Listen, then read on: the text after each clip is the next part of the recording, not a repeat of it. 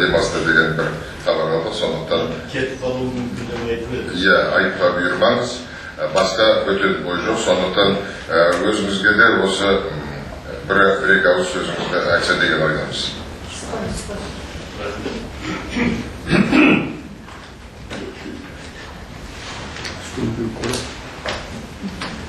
Құрметті қауым, әрбір елдің өзінің негізгі заңы, ата заңы конституция деп жатырмыз ғой. Конституция біздің бүкіл өмірімізді, мемлекеттің жүйесін, азаматтардың праволары мен міндеттерін оны бекітетіндігін бәріміз уже мектептің төңірегінен бастап білеміз. Бірақ осы конституцияны біз жақсы білеміз бе, жақсы білмейміз бе? Осы сұрақ менің ойымнан әр уақытта кетпейді. Біз Ғайрат Сапарғалиев екеуміз жолымыз түсіп бір рет Америкаға барған кезімізде бір сенатормен сөйлескенімде, онан кейін 8 университетінде болып солармен сөйлескен кезде мен байқағаным, олар өздерінің конституциясын өте жақсы біледі екен. Елге оралғаннан кейін біздің азаматтармен, кейбір белгілі жігіттермен сөйлессем, олар конституцияны естігені болмаса, көбі конституцияны аяғына дейін оқып та шықпаған екен. Мен ойлаймын, конституцияның маңызын түсіну үшін, оны білу үшін әрбір азамат қолындағы қаламымен астын сызып отырып оқығаны жөн болар еді деп ойлаймын. Енді шындығын айтсам, бір-екі жерде сұрадым да, осы конституцияны оқып шықтыңыз ба десек, естіп жатырмыз ғой, оқитын несі бар деген сөзді естідім.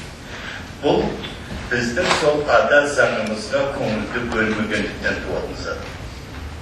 Менің ойымша, әсіресе осы конституцияны оқымайтындар біздің мына соңғы кезде пайда болған байларымыз, олигархтарымыз ғой деп ойлаймын. Олар богатствоның, байлықтың әлеуметтік функциясын ұмыта бастады. Әлеуметтік функциясын. Мысалы, Бельгияның конституциясында былай деп жазылған: богатство имеет свое социальное назначение, социальную функцию деген. Бұл не деген сөз? Ол байлықты халыққа да бөле білу керек, халықпен бірге пайдалана білу керек деген сөз. Өйткені сол байлықтың бәрі жай адамдардың еңбегінің негізінде пайда болған байлық.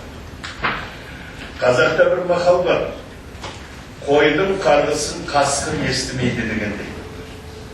Менің ойымша, мына біздің жаңа байыған адамдар елдің налысын естімейді де, сезгісі де келмейді. Өйткені олар өздерінің шыққан негізін ұмытты деп ойлайды.